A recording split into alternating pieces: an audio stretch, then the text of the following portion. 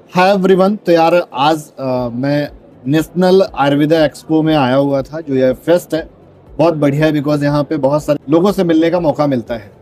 और अभी हम संध्या मेडिसिटी में हैं और हमारे साथ में है डॉक्टर विकास सर। आपसे मिलकर बहुत बढ़िया लगा। और जो आपका ये संध्या मेडिसिटी है, आप के इस ब्रांड टैग के अंदर क्या क्या आता है, मतलब आपके कैटलॉग में क्या क्या है? इस कैटलॉग के अंदर अगर मैं सबसे पहले बताऊं तो हमारे 33 हॉस्पिटल्स हैं पैन इंडिया के अंदर। ओके। उसके अलावा हम संध्या हेल्थ मीनिया की एक डिवीजन है जो पूरे भारत के अंदर 350 से ज़्यादा NABH करवा चुकी है, क्लिनिक्स, हॉस्पिटल्स एंड कॉलेजेस को मिलाकर। ये सिर्फ आयुर्वेद में ही कर रहे हैं? आयुर्वेद में, no allopathy, completely Ayurveda. Okay. Then उसके बाद हमारी डिवीजन है संध्या वंदन फाउंडेशन, जहाँ पर हम technical education like Panchakarma, Kshar sutra, infertility, उनके certificate programmes, diploma programmes, courses programme run करते हैं। साथ में हम हमारा एक आयुर गुरुकुल के नाम से सॉफ्टवेयर भी है जो बेसिकली आयुर्वेदा बेस्ड सॉफ्टवेयर है, जो क्लिनिशियन को रिक्वायरमेंट होती है। इट्स मीन कि जो लोग क्लिनिक रन कर रहे हैं मार्केट में, एग्जैक्टली, अगर उनके पास बहुत ज्यादा पेशेंट फ्लो है, कागज में नहीं मेंटेन हो पा रहा है, तो देन वो आपका सॉफ्टवेयर यूज आराम से हैंडी सॉफ्टवेयर है, जिसके अंदर सब्सक्रिप्शन के साथ में मेडिसिन एडवाइजेबल भी उसमें आता है, रिकमेंडेशन आती है जी। तो अभी जो आप एप्लीकेशन की बात कर रहे हैं, तो इसमें कितने लोग डाउनलोड कर चुके हैं? अभी कितने लोगों ने यूज किया? 12,716 लोगों ने साइट पे अवेलेबल है। हाँ जी। ओके।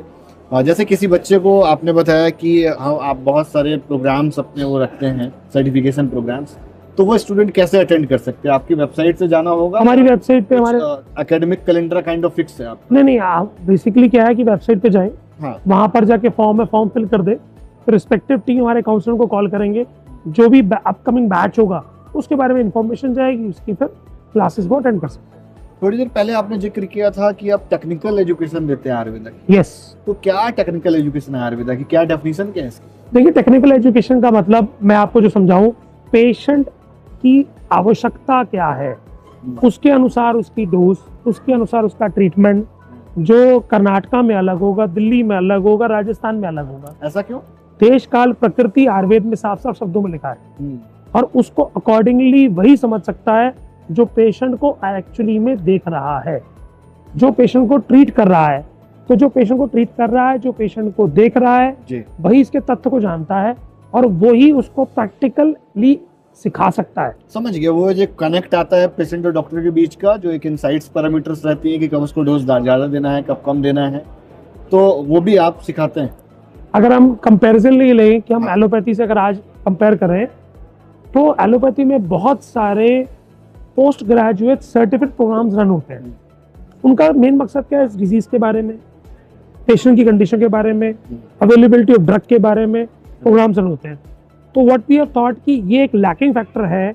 अगर कोई बच्चा या कोई भी डॉक्टर जो पास आउट हुआ है, जो पूरा डिटेल प्रोग्राम अटेंड नहीं कर सकता बिकॉज ऑफ एनी रीजन, वो हमारे पास ज्वाइन करें वोकेशनल एजुकेशन के अंदर, जहां ऑनलाइन ऑफलाइन, हमारा केवल ऑनलाइन नहीं है, वी मेक वेरी क्लियरली कि ऑफलाइन जब तक आप 1-to-1 पेशेंट और डॉक्टर के सामने बैठकर नहीं समझोगे, तब तक आपको समझ में नहीं आएगा। This is a real learning because आप जब आप 1-to-1 इंटरेक्ट करने से जो आप सीखते हैं ऑब्जर्वेशन से, कनेक्शन से, वो वर्चुअल में मुझे लगता है कि लैकिंग रहता है जी।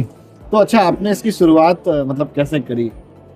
When was the time कि जब आपके मन में आइडिया आया, जब विकास के नेम के आगे डॉक्टर विकास लग रहा होगा, on that duration you think about that? नहीं सर, वैसे तो मैं आपको बताऊं कि जरूरत आविष्कार की जननी है।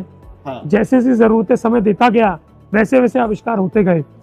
एग्जाम्पल अगर मैं बात करूं, तो सीखने की खुद की इच्छा थी, तो सीखने के लिए कॉलेज में पढ़ लिया, समझ में आ गया, लेकिन डिफरेंट वैरायटी ऑफ पेशेंट सीखने के लिए अलग अलग डॉक्टर्स के पास गया। बट वो कैसे गया? पर्सनल रेफरेंस से गया, पेरेंट्स की रेफरेंस से गया।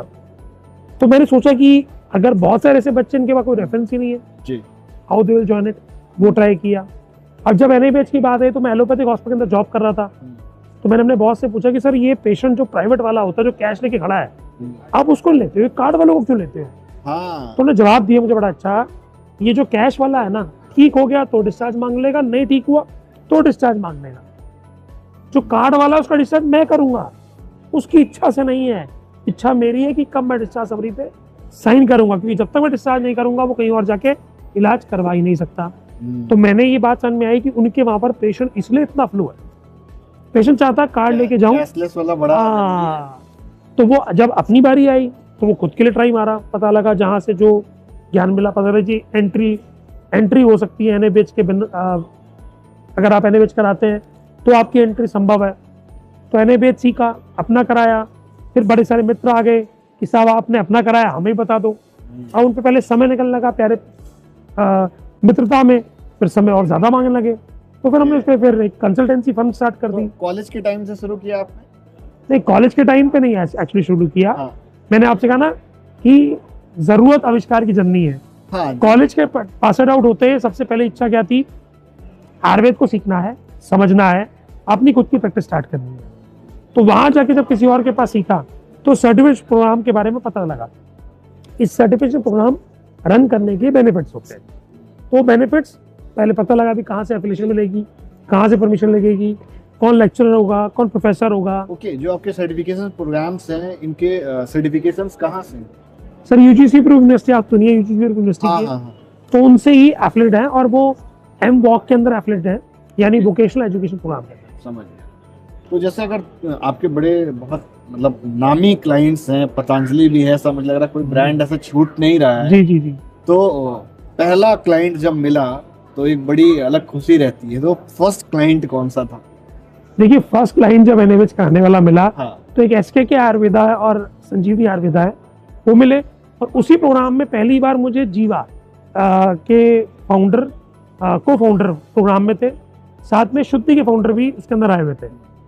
तो जो क्लिक हुआ सबसे पहले वो एसके को हुआ, लेकिन उसके बाद शुद्धि को ये बात समझ में आई कि प्रोजेक्ट कैसे रन होगा। Earlier they were into only medicine, then उन्हें पूछा कि भाई हम अस्पताल कैसे खोल सकते हैं, क्या मेथड है। तो अगर आज हम बात करें शुद्धि वेलनेस या जीना सिको की, दे वर दी एक्चुअली माई लॉन्ग स्टैंडिंगली आज तक के मेरे क्लाइंट हैं, जो पिछले 5 साल से रेगुलर अपनी सर्विसेज हमसे ले रहे हैं और उनके ट्रीटमेंट प्रोटोकॉल सेट कर रहे हैं। ओके, इट्स मीन कि हम कोर्सेज भी दे रहे हैं, हम टेक्निकल आयुर्वेदा एजुकेशन भी दे रहे हैं और हम काइंड ऑफ कंसल्टिंग भी दे रहे हैं जो एनएबीएच वाली है। बिल्कुल। और अगर कुछ रह जा रहा है तो वो भी आप बता सकते हैं। बस रह जा रहा है, जैसे हमारी फार्मेसी भी है, क्योंकि अस्पताल चला रहे हैं तो उनमें दवाइयाँ चाहिए और दवाई वो चाहिए जो हमारे रोगी के अनुसार हमें बेस्ट लगती है। ओके, जो आपका हॉस्पिटल है वो कहाँ पर बेस्ड है? पूरे पैन इंडिया में है सर, बैंगलोर में भी है, हैदराबाद में भी है, गुजरात में भी। 33 सेंटर्स अभी आप पैन इंडिया, जिसमें 2 resorts. It's great. Thank you so much sir, आपसे बात करके बहुत बढ़िया लगा। और मुझे लग रहा है कि जितने भी स्टूडेंट, पेरेंट्स या पेशेंट जो भी देख रहे होंगे, उन्होंने इंट्रैक्शन को पूरा एंजॉय किया होगा। और अगर आप स्टूडेंट हो तो यू कैन एक्सप्लोर आयुर्वेदा, बहुत कुछ है। और डॉक्टर विकास सर ने भी आपको बताया कि भैया कैसे कैसे शुरू किया और जहाँ जरूरत पड़ी वहीं से इन्होंने डिस्कवर कर दिया।